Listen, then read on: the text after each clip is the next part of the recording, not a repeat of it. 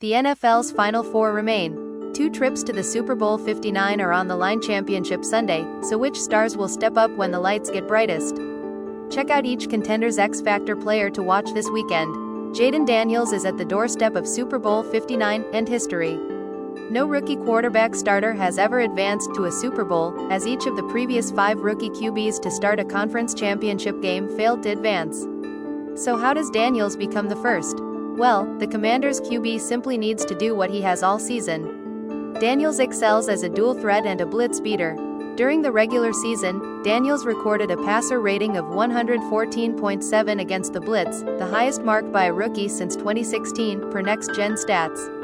Blitzed on 54.1% of his dropbacks in the divisional round against the Lions, Daniels registered 191 passing yards in such situations, the second most by a rookie QB against the blitz in a game, regular or postseason, since 2016. Philadelphia is all too familiar with Detroit's struggles. In a Week 16 meeting, the Eagles dialed up the heat on Daniels by sending their second highest blitz rate this season, 35.6%. While Philadelphia has gotten pressure on 52.4% of its blitzes against Daniels, the NFC East champion has sacked him just once. What's more is Daniels has taken advantage of less coverage defenders and tossed for 193 yards along with 3 touchdowns against the Eagles' blitz. Daniels stays cool under pressure. In Week 16, the rookie phenom generated a plus 11.2 EPA under pressure, the 4th highest by a rookie in the next-gen stats era, while converting more first downs, 4, with his legs than the rest of his team combined, 3. Daniels' league-high scramble rate of 13% translated to 600 rushing yards on scrambles, the second most by any QB since 2016, and a league-leading 22 first downs on 3rd and 4th down scrambles. Similarly, he's made defenses pay on the ground with a league-high 5 rushing TDs via designed runs. Washington clearly trusts Daniels against Vic Fangio's defense as it deployed empty formation, leaving Daniels alone in the backfield, on a season-high 22.2% of offensive snaps in Week 16. Daniels responded with 339 scrimmage yards, 5 touchdowns and the win. The legend of Jayden Daniels could potentially grow in the city of brotherly love. The Eagles have been tough to crack this season, allowing just 3 QBs to hit 20 fantasy points in a game. But those 3 QBs did combine for 170 rushing yards and 1 rushing TD, which means the road to success might come on the ground. And the best of those performances? That would be Jayden Daniels, a month ago, when he dropped 34.4 points on Philly with 81 rushing yards and 5 TD passes. Daniels has been playing MVP-level ball since the start of December, averaging 27.5 fantasy points and 66 rushing yards across 6 full games, with 17 passing TDs and just 4 interceptions. He's a stud. Not much remains to be said about Saquon Barkley's impact on the Eagles' offense this season. Philadelphia's crown jewel has produced 5 explosive run of 12-plus yards, across the Eagles' 2 playoff games and just ran wild for 205 yards and 2 TDs in the divisional round. Washington, meanwhile, has allowed the NFL's second-highest explosive run rate, 13.2%, and the most yards before contact per carry, 1.9, to running backs this season, per Next Gen Stats. In 2 regular season meetings, the Commanders surrendered 197 yards before contact to Barkley and 6 explosive runs. If those trends continue, it won't end well for Washington.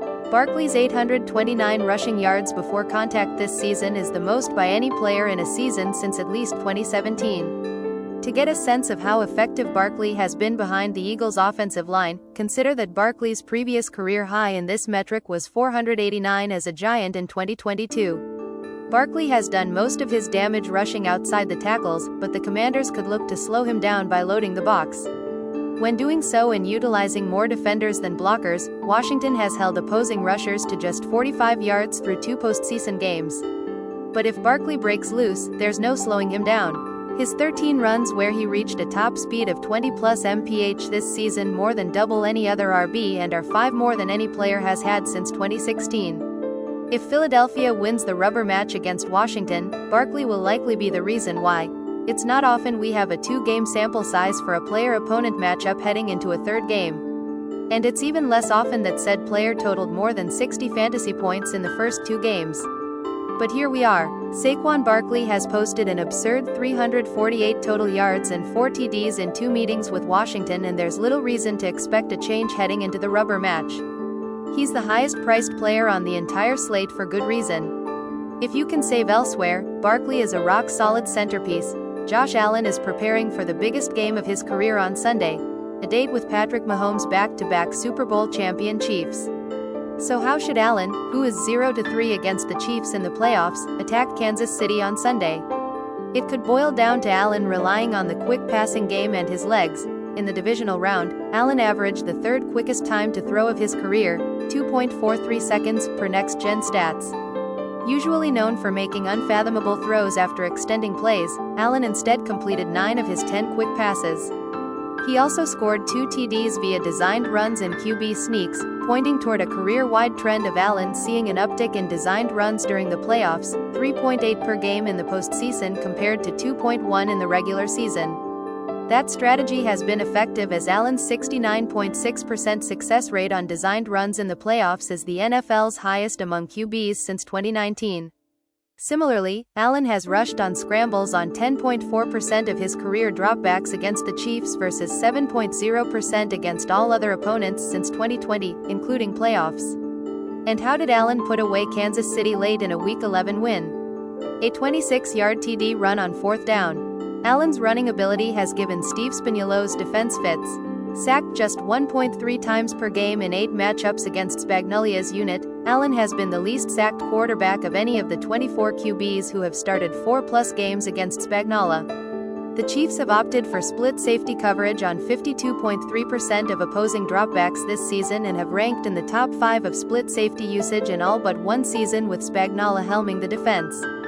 Kansas City used such coverage on 38.9% of its blitzes this season, more than twice the NFL average, 16.6%. Yet, Allen should be unfazed. Allen was the only qualified QB who did not throw an interception against split safety coverage this season. Allen Mahomes playoff matchups have averaged 63.7 combined points per game, but look for Allen to slow the game down with his legs to keep the ball out of Mahomes' hands. Perhaps that will be Buffalo's recipe for success. Josh Allen scored 24 fantasy points and handed Patrick Mahomes his only loss of the 2024 season the last time these teams met, back in Week 11. The following week, Buffalo had its bye. Since that bye, Allen has averaged 28.6 fantasy points per game with an astronomical 21 total touchdowns, 12 passing, 9 rushing, and just 1 turnover in 7 full games. And in 8 career contests with Kansas City, Allen has averaged 27.2 fantasy PPG, scoring 20+ in 7 straight and totaling 94.9 points in their 3 playoff meetings. He's the top QB on the slate, and arguably the top QB in the league. No player flips a switch in the postseason quite like Travis Kelce. Kelce has 26 receptions, 289 receiving yards and 5 TDs against the Bills in the playoffs. Only Tyreek Hill has more receptions against one opponent in the postseason all-time, and only Jerry Rice is tied with Kelce for the most postseason receiving TDs by a player against one opponent, per next-gen stats. Kelce had a quiet night in Buffalo in Week 11, but has dominated the Bills outside of that loss. Across his first 7 matchups against the Bills in the Patrick Mahomes era, Kelce recorded 51 receptions for 602 yards and 8 TDs. On the flip side, Sean McDermott-led defenses have given up 35.7 points per game and 450.7 yards per game to Kansas City in the postseason. That's significantly worse than his unit's playoff performances against all other teams, 18.3 and 331.4, respectively.